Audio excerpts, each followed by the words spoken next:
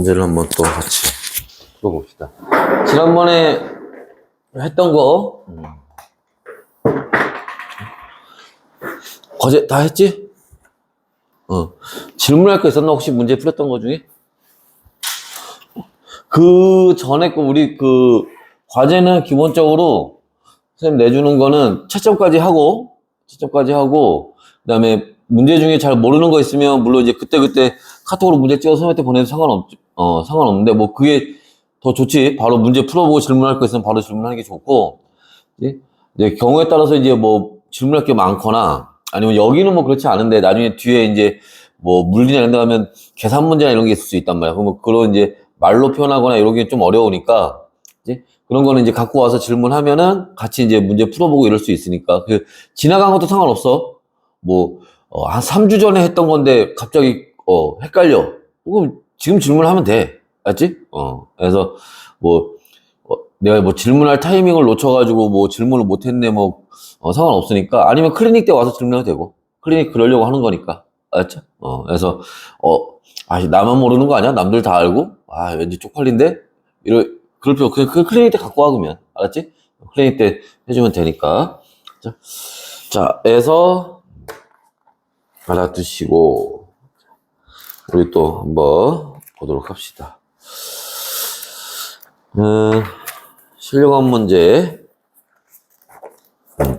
그 뒤에 교재 보면은 뭐 중단원 마무리 문제 뭐 이런 거 있죠. 그거는 선생님이 따로 과제 내주거나 우리 문제풀이 안 하는 거는 뭐 때문이냐면 나중에 여기 우리 진도 다 나가고 이제 2월 한 말쯤 돼서 뭐 그때 복습하면서 한번 쫙 같이 풀어볼 거야 그때. 알았지? 그러니까 뭐 지금 풀어봐도 상관없는데, 그죠? 이건 왜 안 풀고 넘어가지? 뭐 그렇게 궁금한 사람들은 일단 그렇게 알고 있으시면 돼요. 알았죠? 그때 복습하면서 같이 풀어볼 거니까. 자, 일단 한번 봅시다. 실력학 문제 1번부터 한번 볼게요. 자, 가나다는 별이 탄생한 후 진화하는 과정을 순서대로 나타낸 것이고 가단계에서 별이 탄생했대요. 자, 가단계에서 별이 탄생했대. 그럼 이 가단계는 지금 뭐 얘기하는 거야? 이게 주기율성 얘기하는 거죠. 이 주기율성 그 앞에 단계가 뭐예요? 원시별인데 지난번에도 얘기했지만 원시별은 별이 아니야. 알았죠? 주기율성부터 별이 되는 거예요. 하나만 더. 우리가 별이냐 별이 아니냐를 구분하는 기준이 뭐라 그랬어? 에너지를 만드는 방법이라 그랬지. 별은 핵융합 반응을 통해서 수소 핵융합 반응이 됐건 헬륨 핵융합 반응이 됐건 핵융합 반응을 통해서 에너지를 만드는 게 별인 거고, 그치? 원시별은 그게 아니라 중력 수축으로 에너지를 만든다 그랬죠. 그치? 그래서 그게 기준이 되는 거예요. 에너지 만드는 방법이. 알아두시고요. 그 다음에 요렇게 가서 붉은색으로 보이잖아. 이게 적색거성입니다.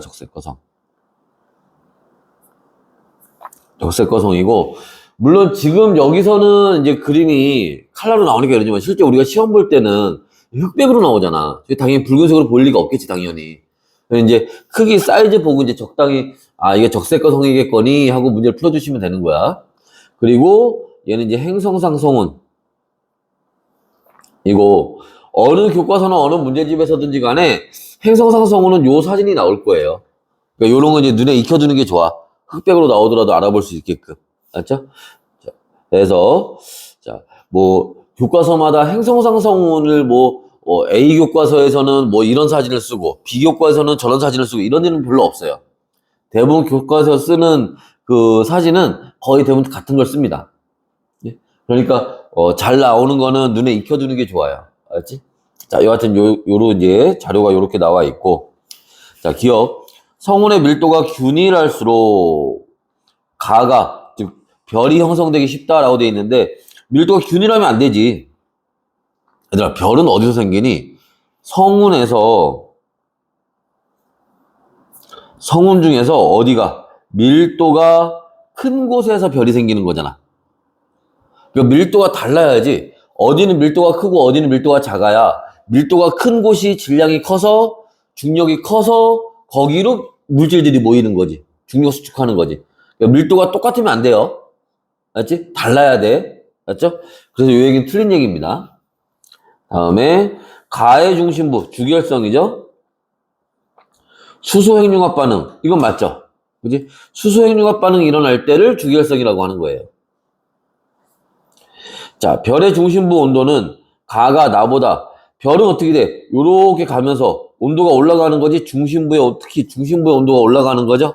그지? 그러니까 나가 더 높죠. 그러니까 가가 나보다 낮다는 얘기는 맞는 얘기지. 됐어? 그 다음에 다에서 우주 공간으로 방출된 원소는, 그 다에서 이제 행성 상승을 해서 이게 얘가 폭발하면서 이게 퍼져나간 거야, 지금. 그지? 많이 퍼져나가지는 않았겠지. 다시 한번 그려보면. 많이 퍼져나가지는 못하고 폭발력이 작으니까 이 가벼운 별에 대한 얘기죠, 지금. 그래서 살짝 퍼져나갔단 말이야. 얘네는 자, 지구를 구성하는 주요 원소와 같다고 했는데, 얘들아, 행성 상승호는 지금 이거는 가벼운 별에 대한 얘기니까 주로 퍼져나간 게 뭐 아직 반응 못한 수소나 헬륨이나 아니면 탄소 같은 것들이 퍼져나갔을 거란 말이야. 근데 지구를 구성하는 주요 원소는 뭐야? 철, 그지? 산소, 규소 이런 애들이잖아. 안 맞죠? 그러니까 이건 틀렸지. 그래서 니은하고 디귿 3번이 답이 되겠네.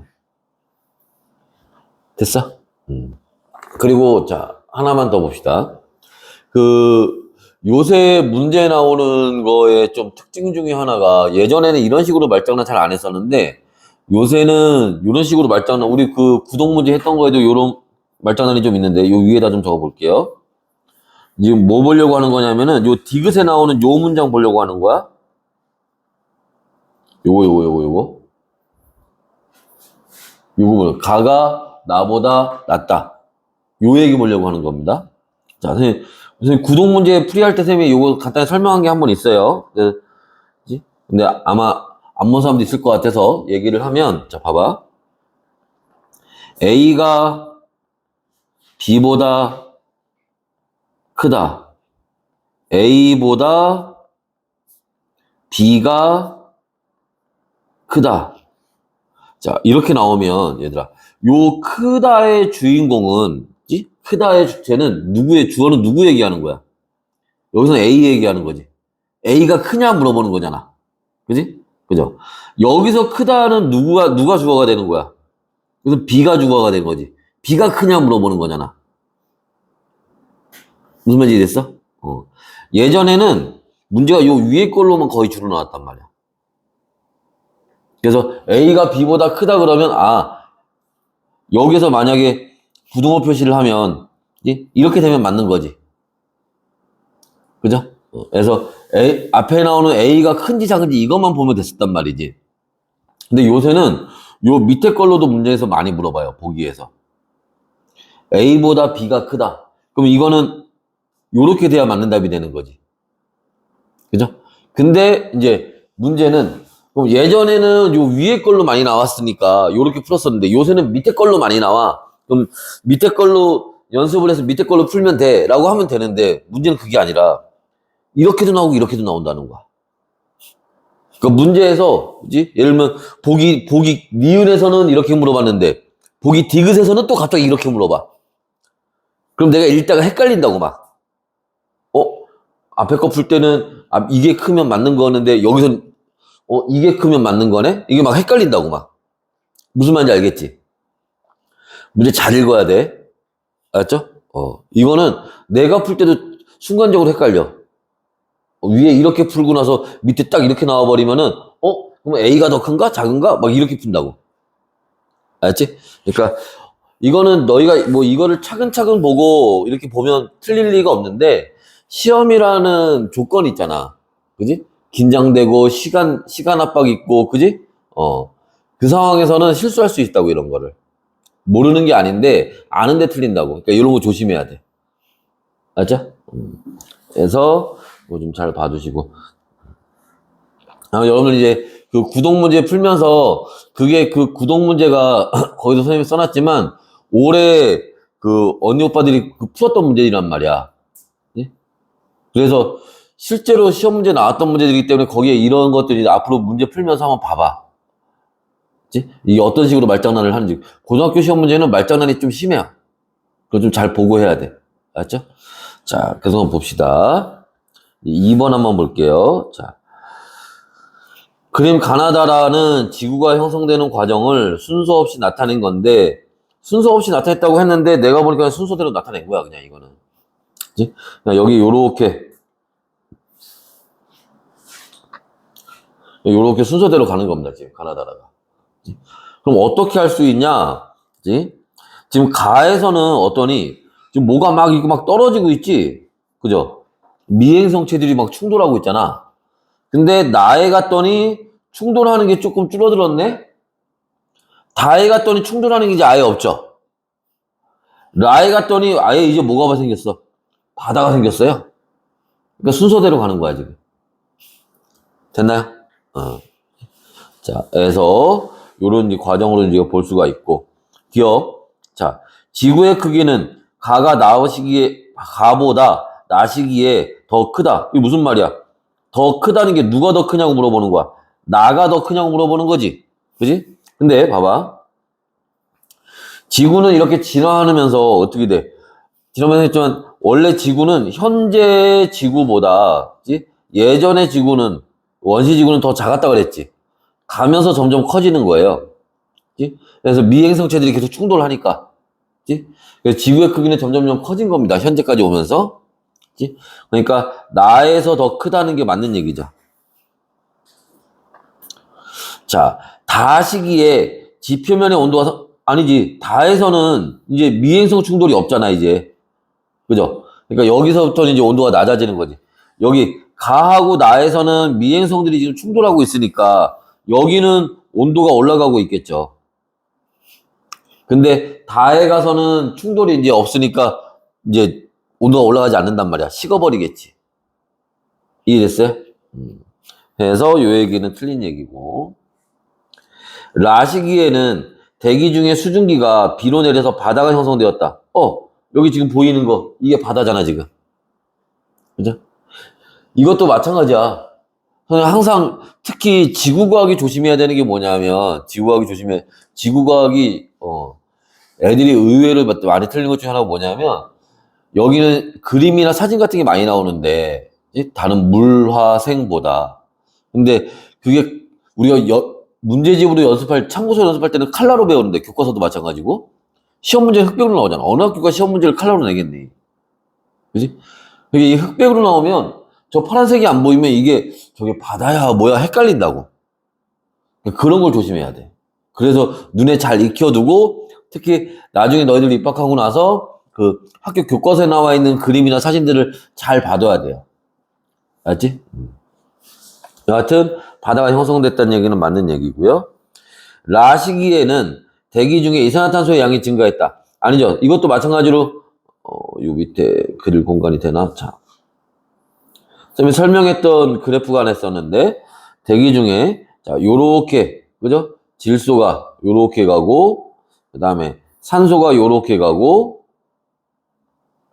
그 다음에 이산화탄소가 요렇게 줄어드는 그치? 요런 그래프 한번 보여준 적이 있었는데 이때 이산화탄소가 여기 이렇게 줄어드는데 왜 줄어드니? 이거 뭐라 그랬어?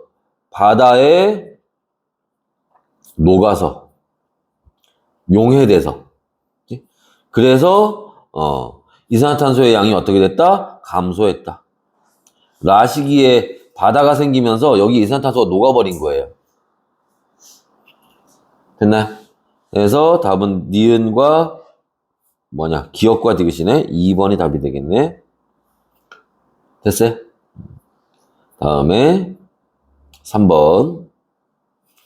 자, 가나다는 서로 다른 별의 내부에서 일어나는 지금 서로 다른 별에 대한 얘기예요. 나타낸 거다. 라는 핵융합 반응이 중단된 별의 내부 구조를 나타내고 있다. 라는 지금 뭐까지? 철까지 지금 만들고 중단됐네요. 이게 무거운 별인 거죠, 무거운 별. 그지?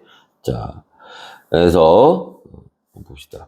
우주를 구성하는 헬륨은 대부분 가해 과정. 여기 지금 수소 핵융합 반응하지? 그렇게 해서 헬륨 만드는 거잖아. 그지? 여기에서 만들어졌냐? 이거 물어보는 거죠. 아니지. 지금 있는 우주에 있는 헬륨들은 거의 대부분 빅뱅 했을 때, 우주 초기에, 그때 수소하고 헬륨 만들어지죠. 그때 거의 대부분 만들어진 거예요. 물론 별 안에서도 만들어지긴 하지만 그거는 극히 일부분이야. 거의 대부분은 우주 공간에서 만들어진 겁니다. 그치? 그러니까 별 내부에서 만들어졌다는 얘기는 틀린 얘기죠. 됐나요? 그 다음에 별의 크기는 나가 가보다 크다. 인데 자, 그죠? 여기 지금 가는 지금 뭐야? 주기혈성 단계인 거고, 그죠? 요 주기혈성 지금 요 가운 중심에 뭐가 있어? 헬륨 있잖아, 헬륨 여기. 이거 헬륨, 그죠? 잘 안 보이나? 여기 이거 헬륨, 그죠? 이 주기혈성 단계 끝난 거죠. 끝나고 얘가 뭐 한다 그랬어? 중심은 수축하고 주변부는 팽창한다 그랬지? 그 나중에 적색거성 되는 거잖아. 그죠? 그러니까 별의 크기는 나에서 더 크겠지. 그죠? 그럼 나가 더 크다는 얘기는 맞는 얘기네. 자, 별의 중심부 온도는 다가 라보다 낮다. 그지? 자, 얘들아, 우리가 이것도 수업 시간에 했던 얘기지만 한번 다시 한번 보면 별이 요렇게 있으면 자, 요렇게 알아두시면 돼요. 어디로? 중심부로 갈수록 더 무거운 애들이 만들어지는 거고, 온도가 더 높고 더 나중에 만들어지는 거야. 알았지? 그러니까 중심부 온도는 자, 다에서는 뭐까지? 탄소하고 산소까지 만들어졌지만, 그지? 여기서는 철까지 만들어졌으니까 여기 온도가 더 높겠죠? 더 무거운 애가 만들어지는 거니까, 그지? 됐나요? 그래서 라가 더 높은 거니까 다가 더 낮다는 얘기는 맞는 얘기지. 그래서 니은하고 디귿 5번이 답이 됩니다. 4번. 자, 가와 나는 자, 지구와 사람을 이루는 원소 중 질량비가 큰 세 가지 원소를 순서 없이 나타낸 것이다. 자, 일단은 가는 자, 산소하고 규소, 특히 규소가 있으니까 이게 뭐야? 이게 지구 얘기하는 거고, 산소가 가장 많은 양을 차지하는 게 사람 얘기하는 거겠지? 그럼 나머지도 한번 써볼까요? 지구에서 가장 많은 양을 차지하는 건 철이죠, 철. 이제 원소기호로 써도 이제 알 수 있지. 그 다음에 사람에서는 산소 다음이 뭐야? 탄소 다음이 뭐야? 수소, 이렇게 가겠지. 됐어요?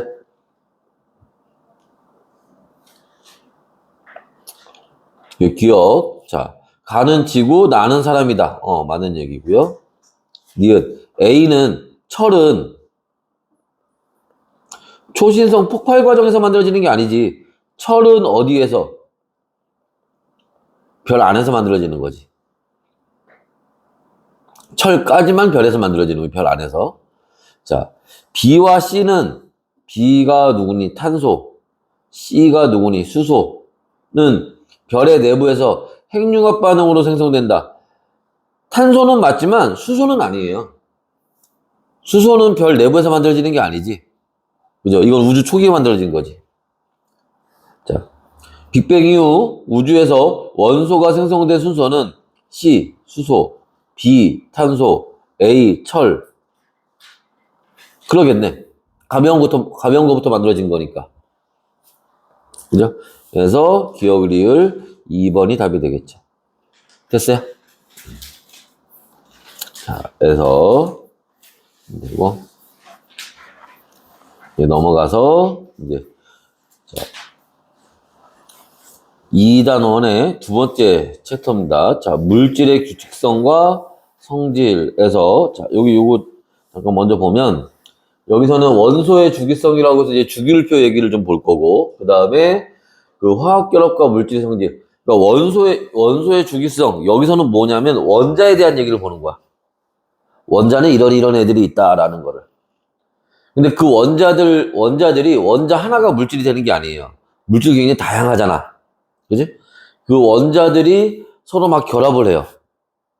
뭐 수소가 산소하고 결합할 수도 있고, 수소가 탄소하고 결합할 수도 있고, 그지? 근데 결합할 때 수소 두 개에 산소가 하나 결합할 수도 있고, 근데 여러분들 외웠던 것 중에 과산화수소 있지? 수소 두 개에 산소 두 개가 결합할 수도 있고, 그죠? 결합하는 종류, 그 다음에 몇 개 결합하냐, 이런 게 다 달라진다고. 그런 걸 화학결합이라고 하는 거야. 그리고 그렇게 결합한 거에 따라 당연히 성질도 달라지고, 물질이 달라지니까. 그죠? 이제 그런 걸 여기서 배우는 거야. 여기가 좀 어렵고 중요해. 그러고 나서 이제 그렇게 만들어진 물질들 중에 우리가 이 세상에 있는 물질들을 다 배울 수는 없잖아. 대표적으로 지각을 구성하는 물질하고 생명체를 구성하는 물질들을 대표적으로 몇 가지를 배우는 거예요. 그래서 오늘 중학교 때 광물, 암석 이런 거 배웠죠. 이제 그 광물, 암석 만드는 이제 그런 물질들을 여기서 좀 볼 거고, 생명체 구성하는 거 중에 대표적으로 이제 단백질, 그 다음에 핵산, 뭐 DNA, RNA 이런 얘기 들어봤죠. 그런 거 만드는 거, 그런 거 여기서 이제 볼 거예요. 걔네 그냥 막 만들어지는 게 아니라 걔네도 만들어질 때 규칙성이, 쉽게 해서 약속이 있다고. 정해진 약속이 막 결합하는 게 아니라. 그리고 이제 전기적 성질, 그런 물질들 중에 전기적 성질을 또 이용하는 애들이 있어요. 그거에 이제 가장 대표적인 게 뭐냐면 반도체야. 그래서 여기서 이제 그 반도체 얘기를 좀 보여볼 겁니다. 그래서 그렇게 이제 여기 구성이 되어 있어요. 맞지? 그리고 이제 이거 끝나면 이제 그 뒤에 이제 물리, 역학 들어갈 거고. 그치? 아마 학교에서 시험 범위 진도 나가면은 진도가 조금 빨리 나가는 학교, 순서대로 나오는 학교들은 여기까지가 아마 중간고사 시험 범위가 될 거예요. 알지? 그래서 그건 이제 학교마다 조금 다르니까, 진도는. 이제 일단 이렇게 구성이 되어 있다는 거 알아두시면 되고. 자, 그래서 이제, 원소의 주기성 해서 이제 나옵니다. 됐나? 그리고 여기 이제 두둥 이제 주기율표가 나오겠죠. 됐어요? 이걸 뭐 다 외울 필요는 없어요. 나도 다 못 외워, 이건. 근데 선생님이 그 우리가 암기하라고 한 것처럼 20번, 여기 칼슘 20번까지는 순서대로 꼭 외워야 돼. 이 모양 그대로. 알지? 20번까지는. 그래야 나중에 문제 풀 수 있는 것들이 나오니까. 자, 일단, 그렇고. 여기 한번 쭉 봅시다. 여기는, 이, 순서대로, 거기보다는 내 스타일로 볼 거야. 알지? 교재하고 약간 다르게. 봅시다. 일단은, 자, 여기 원소라는 말이 나오는데, 그 용어 정리를 잠깐 합시다. 애들이 헷갈려 하는 게 있어. 뭐를 헷갈려 하느냐?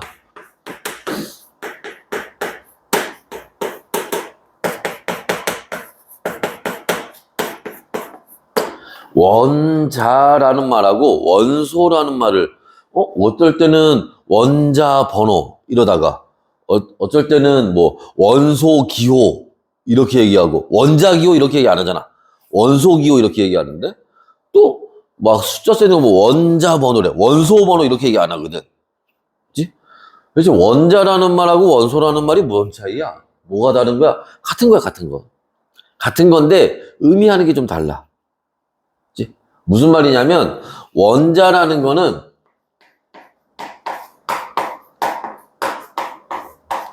그 입자를 얘기하는 거야. 알갱이를 얘기해, 알갱이. 그래서 얘는 보통 언제 쓰냐 하면 개수 따질 때 써요. 여기 몇 개 있냐 할 때 원소가 몇 개 있냐 이렇게 안 해. 원자가 몇 개 있냐 이렇게 물어보는 거지. 원소라는 말은 언제? 종류를 따질 때 쓰는 말이에요. 그래서 얘는 보통 가지수 따질 때 몇 가지 있냐 이렇게 물어볼 때. 예를 들면 우리가 잘 아는 걸로 한번 해봅시다. 요렇게. 그러면 자 얘는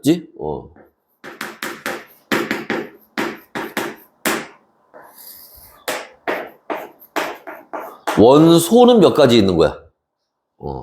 원소는 두 가지 있는 거죠. 수소하고 산소.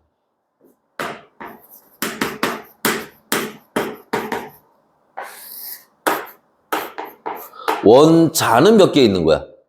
그치. 수소 원자 2개, 산소 원자 1개, 3개. 무슨 말인지 이해됐어? 그러면 수소 원자는 몇 개 있는 거야? 수소 원자는 2개, 산소 원자는 1개. 무슨 말인지 이해됐어? 그리고 또 하나, 요거 내 얘기 나온 김에, 숫자가 앞에 들어가는 경우도 있지. 예를 들면, 이렇게 들어갔다 오시죠, 이렇게. 그치? 자, 그러면, 자, 이 앞에 있는 숫자는 뭐를 얘기하는 거지? 이거는, 앞에 있는 숫자는, 요게 암모니아라는 물질을 나타내는 거예요. 요 2라는 숫자는 이 물질을 나타내는 거하고 아무 상관이 없어. 이게 없다고 해서 암모니아가 아닌 게 아니잖아. 없어도 암모니아야. 알지? 그럼 얘는 뭐냐? 그 암모니아 분자가 2개 있다고. 무슨 말인지 이해했어? 무슨 말인지. 이 앞에 숫자가 어떻게 오냐에 따라 물질이 달라지는 게 아니라고. 얘는 그냥 그 물질이 몇 개 있냐 이거 나타내는 거야.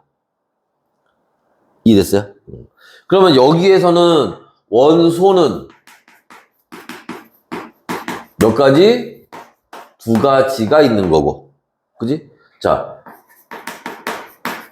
원자는 이제, 자, 요 암모니아 하나에는 원자가 4개 있는 거지. 근데 앞에 2가 붙었으니까 원자는 이제 몇 개 있는 거야? 8개 있는 거지. 무슨 말인지 이해됐어? 원소라는 말하고 원자라는 말의 차이 알겠어? 그래서 물질 중에 너희 중학교 때 혼합물의 분리 배우지? 뭐 크로마토그래피 배우고 막 이런 거 있잖아? 뭐 밀도 차이 뭐 어떻게 그때 혼합물, 화합물 기억나나? 혼합물은 섞여 있는 거, 화합물은 순물질. 이렇게 그 순물질에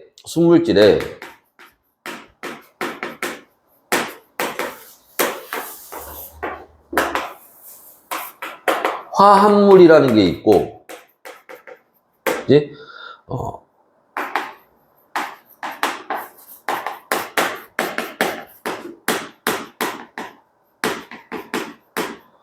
원소 물질이라는 게 있어요.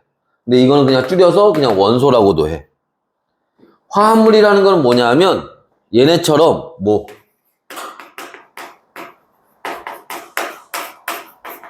두 종류 이상으로 된 애들. 그러면 원소 물질, 톳이 뭐야? 우리가 톳잎을, 톳바지 한 겹으로 돼 있을 때 얘기하는 단수.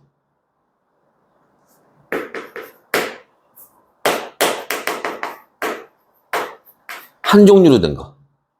예를 들면 H2 아니면 나트륨, O2 산소 한 종류로 된 거. 이해됐어? 그걸 원소 물질, 한 종류로 된 물질. 그걸 줄여서 그냥 원소 이렇게도 얘기해. 맞죠? 그런 거를 우리가 얘기한다. 이제 원소라는 말이 무슨 뜻인지 이해됐어? 원자라는 말 언제 쓰고 원소라는 말 언제 쓰는지 됐어요? 오케이. 지워. 그래서 여기 나오는 봐봐. 여기서 나온 거 중에 이거 원소는 물질 이루는 가장 기본 성분이고 더 이상 다른 물질로 분해가 되지 않아요. 당연한 거 아니야? 자, 한 종류가 있는데 이걸 나눠서 0.5종류 이거 말이 안 되잖아. 0.3종류 이거 말이 안 되지. 한 종류면 한 종류지. 2종류, 3종류는 가능해. 그지? 1.2종류 이거 말이 안 되잖아. 무슨 말인지 이해됐어? 그러니까 원소라는 말의 의미를 알면 이게 무슨 말인지 알겠지. 더 이상 나눠지지 않는 거. 딱 이제 더 이상 2종류 있으면 나눌 수 있지. 한 종류 나눌 수 있잖아. 한 종류 나눌 수 있잖아. 근데 한 종류 있어. 이건 나눌 수 없지. 무슨 말인지 이해됐어요? 그래서 이 말이 그 말이야. 더 이상 다른 물질로 분해되지 않는다는 게 더 이상 종류를 나눌 수가 없다고. 그걸 원소라고 한다는 거야. 됐나요? 그럼 뭐 밑에 거는 뭐, 이해되겠지. 다양한 종류로 이루어져 있다는 거지. 됐어? 자, 그래서, 지워요. 이건 뭐, 외우고 말고 할 건 아니야. 알았지? 나중에 필기로 또 보내줄게. 다시 한번 정리해서 보내줄 테니까. 알았죠?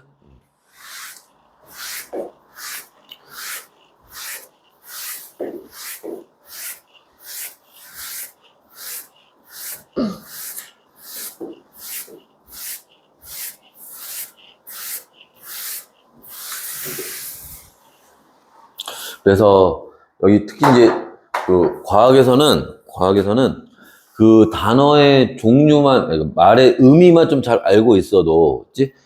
이해되는 게 훨씬 쉬운 게 있다. 아니면 생으로 외우면, 이게 딱 그것만 알고 끝이야. 근데 그 단어의 뜻을 잘 알면 여기서 나오는 여러 가지 말들의 다른 단어들을 우리가 생각해 볼 수 있다고. 처음 보는 단어라고 하더라도. 맞지? 그래서 이렇게 볼 수 있고. 자, 이제 그런 원소들 중에 이제 금속 원소와 비금속 원소, 뭐 이런 거 뭐 110여 가지 있다 뭐 이런 거 있지? 그냥 이런 건 중학교 때도 배우잖아. 그냥 봐도 돼요, 이런 거는. 맞지? 가끔 치사하게 어떤 학교 선생님이 뭐 90여 가지 쓰고 맞았냐 틀렸냐 뭐 치사하잖아. 근데 그렇게 나오는 경우도 아주 가끔 있긴 하지만 뭐 이런 거 갖고 장난치진 않으니까 잘.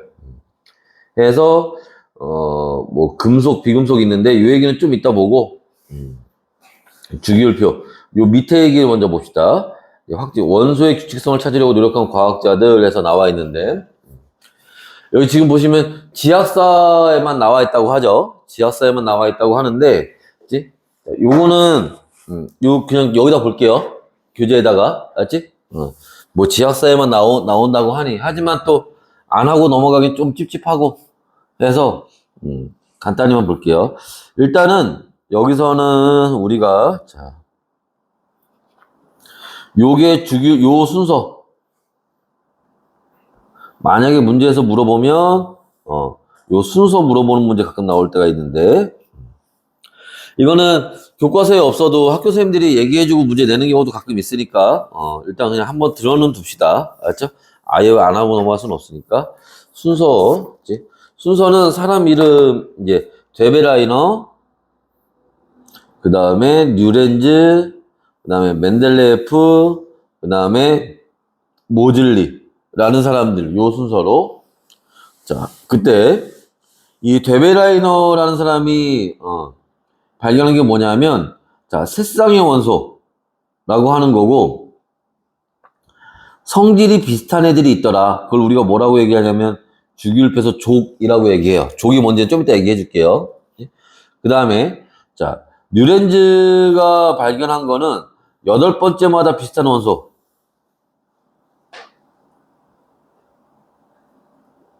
이걸 우리가 옥타브 규칙이라고 하는데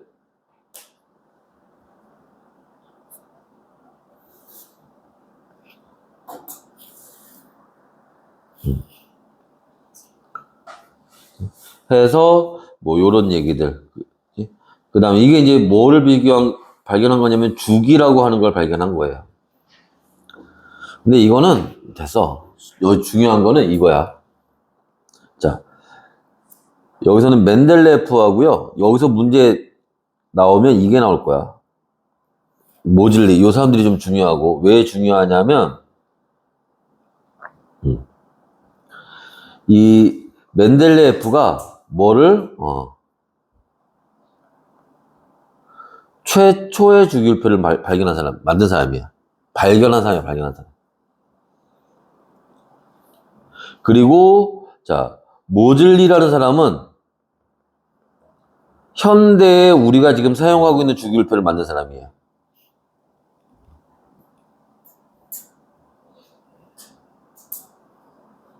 그리고 자 멘델레예프는 뭐를 원자량 순서로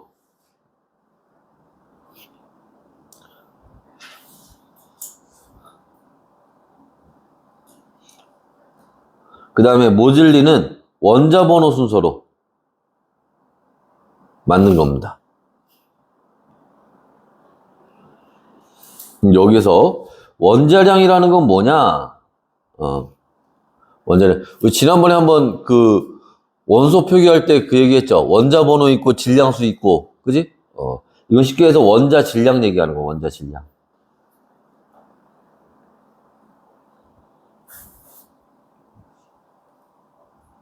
그리고 원자 번호는 뭐로 따진다 그랬어요? 양성자수죠, 양성자수.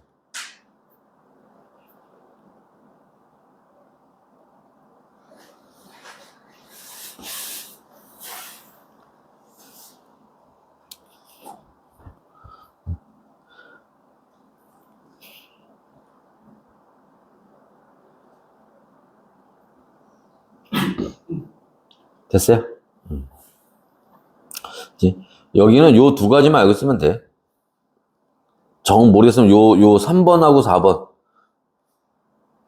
멘델레프하고 모질리. 요 얘기만 알고 있어도 문제 웬만하면 풀 수 있습니다. 알죠? 최초의 주기율표와 현대의 주기율표. 자, 알아두시고. 자, 이제 그 위에 나와 있는 얘기를 좀 보도록 할게요. 지금 요 얘기는 주기율표가 만들어지는 과정에 대한 얘기를 잠깐 본 것 같고. 자, 이제는 뭐.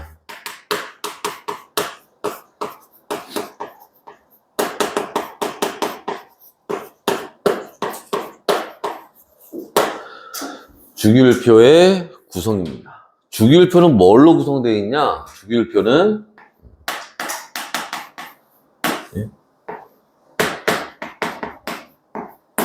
족과 발음 잘해야 돼.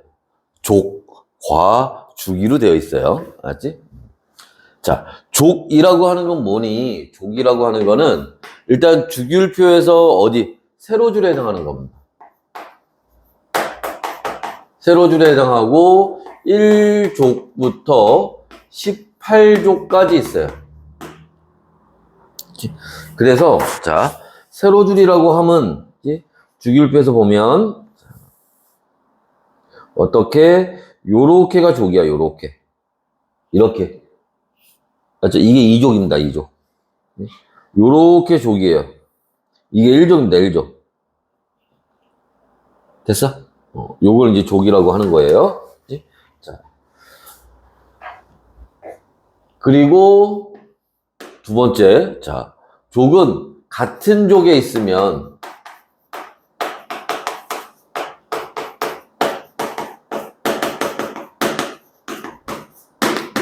비슷한 성질을 가지게 돼요. 같은 족에 있으면 비슷한 성질을 가집니다. 그래서 얘들아, 우리가 족이라는 말을 아무데나 붙이는 건 아니잖아. 가족, 부족, 그지? 가족 할 때, 그지? 우리 가족들이, 그지? 비슷하게 생겼잖아. 똑같이 생기지는 똑같지는 않지. 하지만 뭔가 비슷비슷하잖아, 그지? 그죠? 족이란 말은 그때로 그럴 때 쓰는 거야. 뭔가 좀 유사성이 있을 때. 맞죠? 자, 그리고 얘네는, 그지? 그 족의 1의 자리수가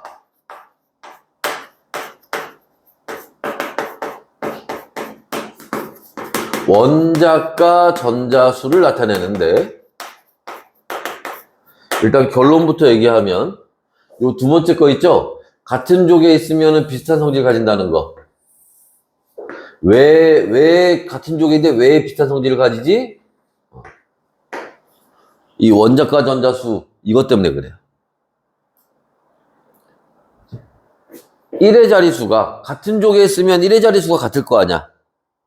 그 원자과 전자수가 같겠지. 원자과 전자수가 같으니까 비슷한 성질을 갖는 거예요. 됐어? 좀 이따 자세히 설명할 겁니다. 그래서 이런 걸 우리가 족이라고 하는 거고, 자, 주기라고 하는 건 뭘 얘기하는 거니? 얘는 주기율표에서 가로줄에 해당하는 거고, 1주기부터 7주기까지 있어요. 그리고 이 주기의 수가 뭐를 나타내니? 이 주기의 수는 전자껍질 수를 나타냅니다.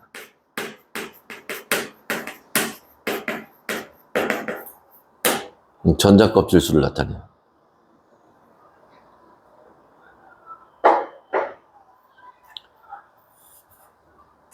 됐어요?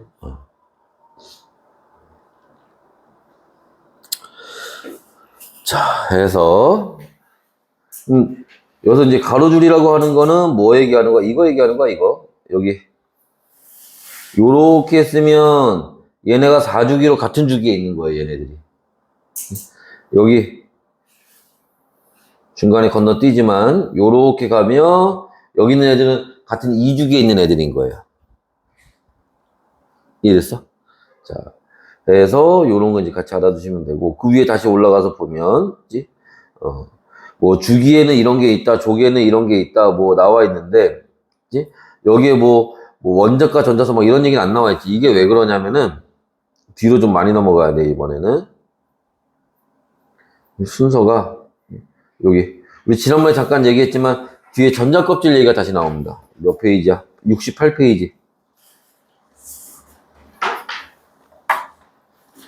요 얘기를 좀 먼저 봐야 돼요. 그래야, 이제, 주기율표 이해할 때 좀 더 편해. 여기 지금 선생님이 앞에 한 얘기가 무슨 얘기인지 이해될 수 있어. 특히, 여기에, 마지막에 3번에 있는 얘기하고 2번에 있는 얘기, 요 얘기를 이해할 수 있어요. 거기 얘기를 알아야. 그 얘기를 잠깐 먼저 볼 겁니다. 알았지? 자.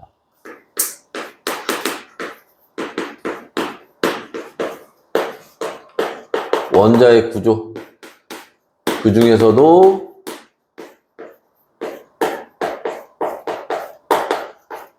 전자의 배치. 이 얘기를 좀 겁니다. 전자의 배치라는 건 전자껍질 얘기하자는 거예요. 지난번에 잠깐 얘기했었는데.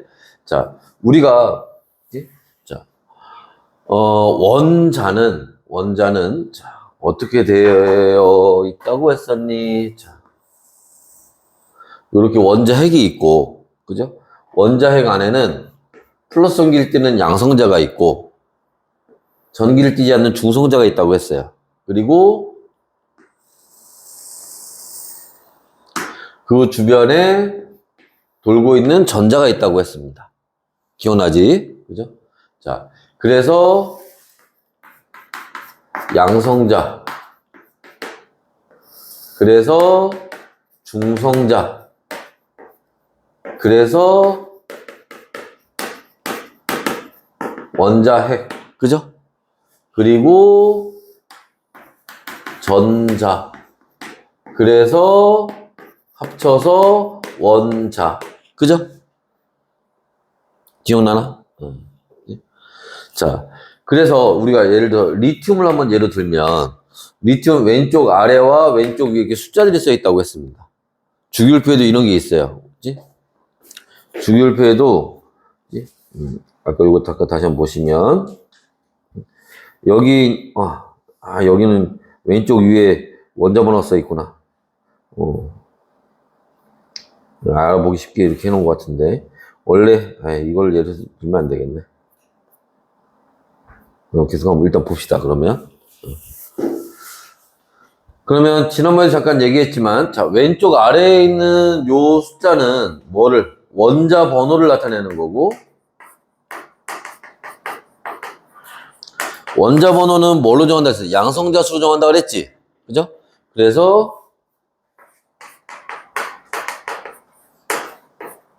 양성자 수를 그러니까 여기에 지금 양성자가 이렇게 3개가 있다는 뜻이에요. 그지? 자, 그런데 원자는 기본적으로 뭐 해야 돼? 중성이어야 돼요. 전기적으로. 원자는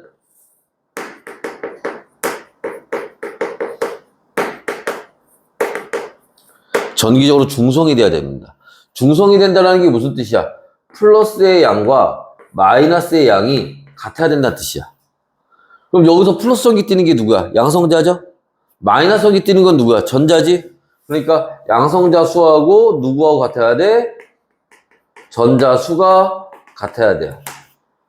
그러면 양성자가 3개 있어? 그럼 전자도 몇 개 있어야 돼? 3개 있어야 된다는 거. 무조건. 원자는 무조건 이래야 돼. 만약에 이게 달라지잖아? 그러면 원자가 아니야. 뭐가 돼? 이온 되는 거야, 그러면. 그러니까 원자하고 이온은 다른 거야. 헷갈리면 안 돼. 알았죠? 원자는 무조건 중성이야. 알겠지? 자, 그 다음에 요 왼쪽 위에 있는 숫자. 요게 질량수라고 하는 거고, 아까 우리 잠깐 그 뭐 원자량 이런 얘기 잠깐 봤었지. 그 원자의 질량 나타낸다고. 그지? 그게 이거 얘기하는 거야. 알았지? 자, 그래서 질량수인데, 자, 질량수는 어떻게? 양성자 수하고 중성자 수를 더해서 구하는 거예요. 원래 질량수라는 말은 그 안에 있는 입자들의 개수를 전체 통틀어서 얘기하는 건데, 전자도 있잖아. 근데 전자는 양성자나 중성자에 비해서 겁나게 가벼워요. 무시해도 될 정도로.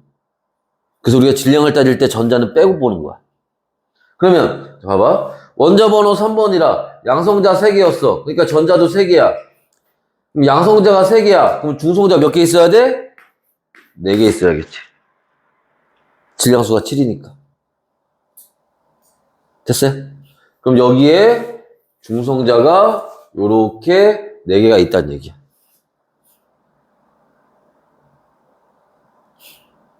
여기까지 됐어요? 이게 지금 우리가 어서 보려고 하는 원자 구조에 대한 얘기입니다. 원자의 구조는 이렇게 돼 있다. 그리고 표시하는 방법은 이렇게 표시하는 거다. 여기까지 됐니?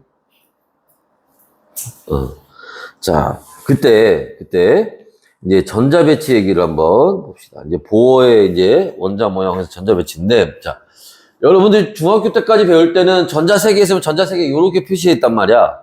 이제 이게 아니야. 이렇게 하면 틀려, 이제. 전자는 이렇게 되어 있는 게 아니에요. 뭐로 되어 있냐? 전자 껍질로 되어 있어요. 양파 껍질처럼. 그래서, 자, 원자 핵이 있으면 그 주변에 전자들이 들어갈 수 있는 껍질이 있어요.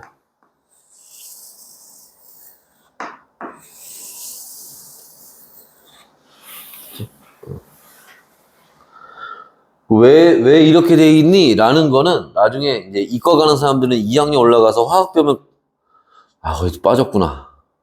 언제 배우지? 교과 과정이 바뀌어가지고, 언제 배우지? 안 배우구나? 고등학교 과정에서?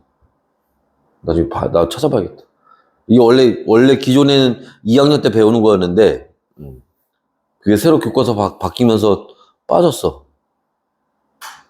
언제 배우나? 하여튼, 뭐 자세한 얘기는 이제 여기서 생략하고, 알았지? 그거 하면 또 배보다 배꼽이 커져. 그 얘기만 몇 시간을 해야 돼. 그러니까 그 얘기는 빼고, 자, 봅시다. 안쪽에서부터, 이걸 첫 번째 껍질, 이걸 두 번째 껍질, 이걸 세 번째 껍질, 네 번째 껍질, 요렇게 가요. 그리고 각각의 껍질마다 전자들이 들어갈 수 있는데, 전자들이 이걸 알아야 돼. 첫 번째 껍질에는 전자가 최대 2개까지 들어갈 수 있어요. 두 번째 껍질에는 8개까지 들어갈 수 있어요. 세 번째 껍질에 8개 들어가. 네 번째 껍질에 2개 들어가요. 뻥이야.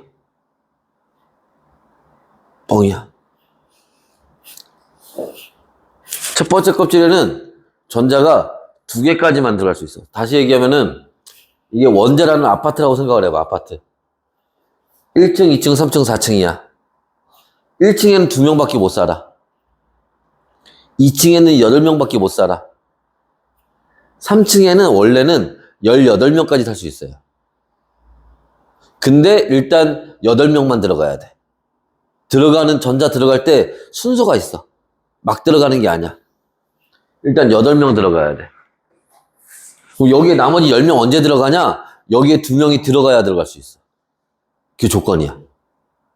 그 위에 4층에 2명이 들어가면 그때부터 여기 나머지 10명이 들어갈 수 있는 거야. 그러니까 전자 들어가는 순서가 어떻게 돼? 2개, 8개, 8개, 2개. 학교에서 여기 8명밖에 못 들어가 해도 그렇게 해야 돼. 알지? 순서가 이렇게 되니까 여기까지 몇 개, 합이 얼마야? 여기까지 합이 얼마야? 그래서 원자번호 20번까지만 외우라는 하는 거야. 요 넘어가면 갑자기 규칙이 깨져버렸지. 아래로 확 내려가 버렸잖아, 다시. 규칙이 깨져버려. 20번까지는 규칙이 딱 맞아. 그래서 우리가 고등학교 과정까지 배워도 원자 번호는 20번까지만 외우면 돼. 그래서 순서대로 외우라는 거야, 20번까지는. 그게 전자들이 들어가는 순서니까. 알겠지?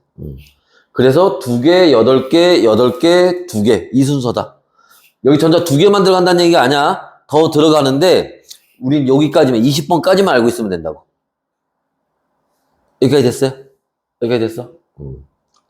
그래서 이렇게 들어가게 되고, 그 다음에, 자, 이 원자의 저 전자 껍질은, 이것도 지난번에 스펙트럼 얘기하면서 선생님이 잠깐 얘기했었는데, 원자 핵에서 어떻게 될수록, 멀어질수록, 뭐 한댔어? 에너지가.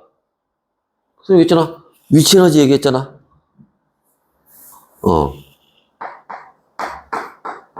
에너지가 커지는 거예요. 그럼 여기에 있는 전자하고 여기에 있는 전자하고 둘이 비교했을 때 얘가 A, 얘가 B라고 하면 누가 에너지가 더 큰 거야? 얘가 에너지가 더 큰 거야. 그럼 얘가 이렇게 갈 때는 첫 번째 껍질에 있던 애가 세 번째 껍질로 갈 거야. 그럼 에너지 흡수해야 돼? 방출해야 돼? 에너지가 더 많아져야 되는 거잖아. 그러니까 에너지를 이때는 흡수해야 되는 거고, 얘가 첫 번째 껍질로 내려올 거야. 그럼 에너지가 작아지는 거잖아. 줄어드는 거잖아. 그러니까 에너지를 뭐 해야 돼? 이때는 내보내야지. 방출해야지. 됐어요? 해서 자, 에너지는 이제 요렇게 들어가는 거다. 이게 됐어? 요 가운데 거 지울 거예요, 가운데 거? 가운데 거 지워요? 맞지?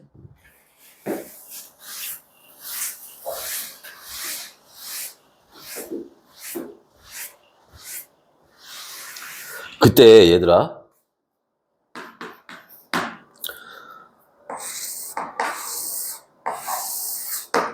전자가 여기 이제 들어갈 건데 전자를 예를 들어서 8개를 한번 넣어볼까? 8개?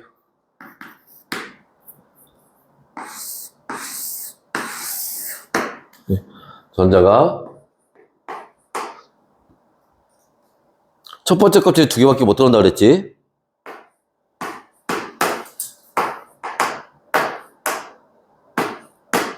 이렇게 8개. 돼, 안 돼? 돼, 안 돼? 되긴 돼. 이렇게 될 수 있어. 될 수 있는데, 이렇게 되면 불안정해요. 이렇게. 무슨 말이냐면, 전자가 첫 번째 껍질 2개, 8개, 8개, 2개 들어간다는데, 이게 1층부터 차곡차곡 들어가야 돼. 우리가 젠가 쌓는 것처럼 중간에 빠지면 불안정하잖아. 그래서 무너질 것 같잖아. 그것처럼 아래서부터 차곡차곡 들어가야 돼. 중간에 건너뛰면 그렇게 들어갈 수는 있는데 우리가 그치 중간에 빼고 젠가 쌓을 수 있지. 하지만 툭 치면 무너질 것 같잖아. 얘도 그런 거야. 밑에 중간에 빠져 순서가 건너뛰면 불안정한 상태가 돼요. 무슨 말인지 이해됐어? 자, 그래서 얘도 전자가 뭐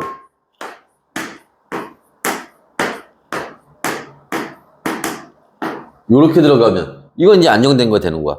2개, 8개, 1개 이런 식으로 아래서부터 차근차근 차곡차곡. 여기까지 이해됐어? 그럼 이제 요 얘기 설명할게. 요 얘기 이제 앞으로 돌아가서 앞으로 돌아가 주기율표 나오는 대로.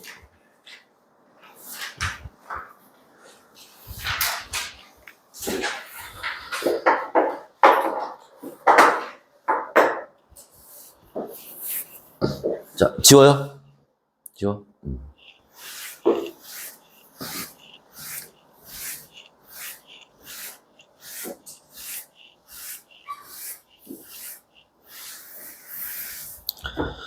자, 그래서 지금 주기율표가 이렇게 구성되어 있는데 그래서 주기율표를 한번 그려봅시다. 이제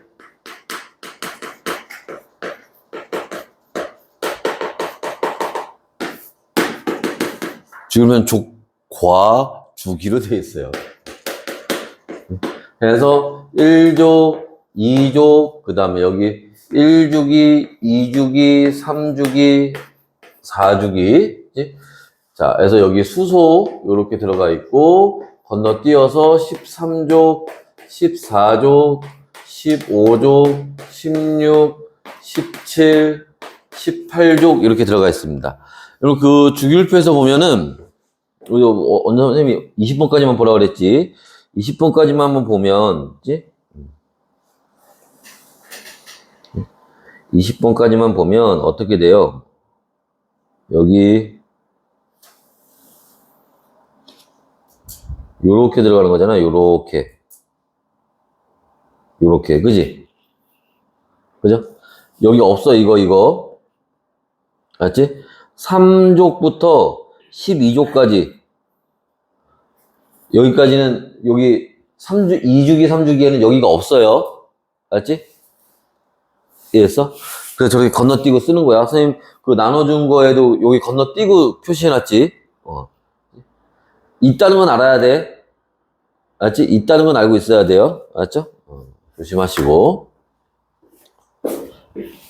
자, 그래서,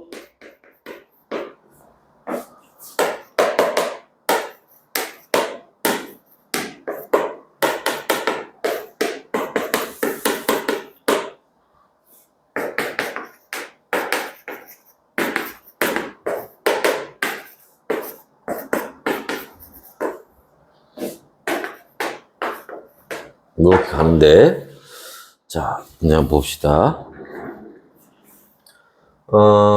누구를 볼까?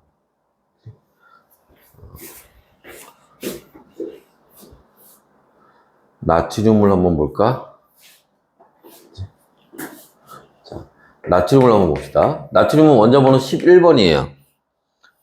뭐 원자 핵이 있을 거고, 그지?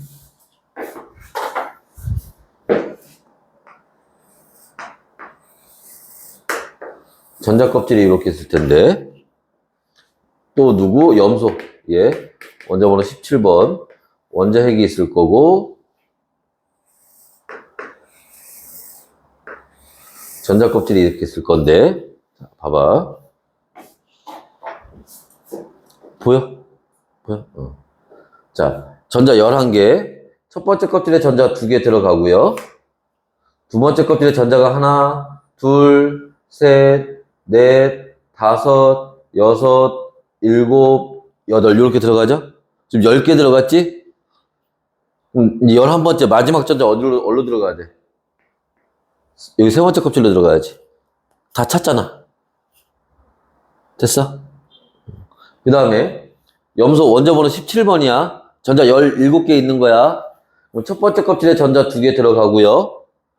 두 번째 껍질에 하나, 둘, 셋, 넷, 다섯, 여섯, 일곱, 8개 있겠지? 10개 들어갔죠, 지금? 7개 더 들어가야 되지? 그건 세 번째 껍질로 들어가야겠지? 하나, 둘, 셋, 넷, 다섯, 여섯, 일곱, 이렇게 들어가면 돼요.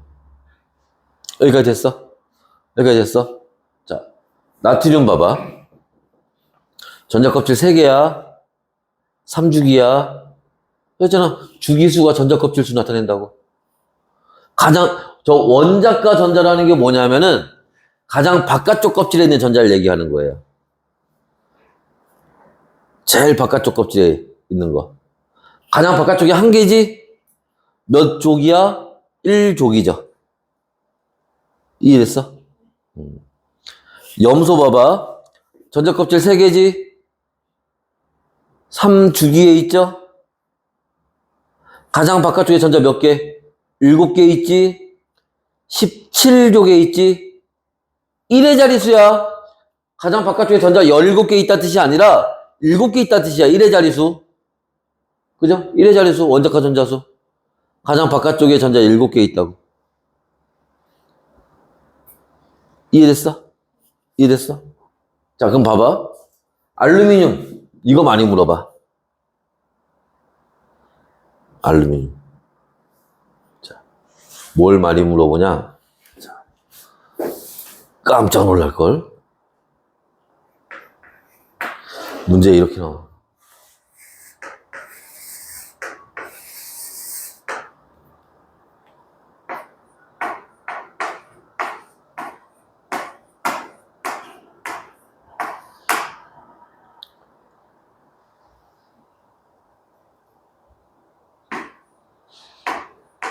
나중에 학교 시험 볼 때, 와, 이게 똑같이 나오네?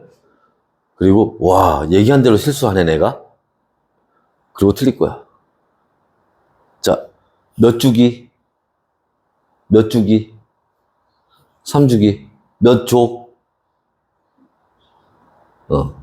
틀렸잖아. 13조. 뭐 조심해야 되는지 알겠어? 애들이 뭐 틀리는지 알겠어?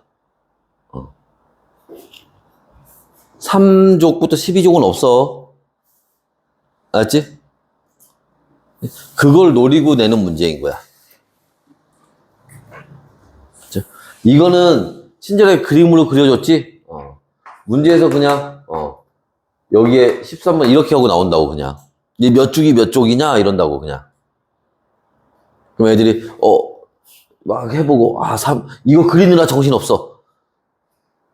그거 하느라 여기 3족부터 12족 없다는 걸 까먹는다고. 그러고 그냥 3주기 3족. 라임도 딱 맞아, 씨. 맞았네? 하고 틀리는 거야. 이게 문제 출제하는 사람의 의도야. 주기율표를 제대로 외우고 있는지. 이해됐어요? 이런 거 조심해야 돼. 그럼 이제 이게 무슨 말인지 이해됐죠? 무슨 말인지 이해됐지? 자, 그래서 이제 이런 내용들을 봤고요. 자, 그래서 이제 우리가 여기 나와 있는 요 말에 이제 의미가 있고, 여기 이제 보시면 요런 얘기가 나와 있어요. 주기율표의 왼쪽 뭐 금속이 있고 비금속이 있다, 요런 얘기가 있습니다. 요 얘기를 설명을 할 거야. 근데 그거는 잠깐 쉬었다 합시다. 알지? 쉬었다 할게요.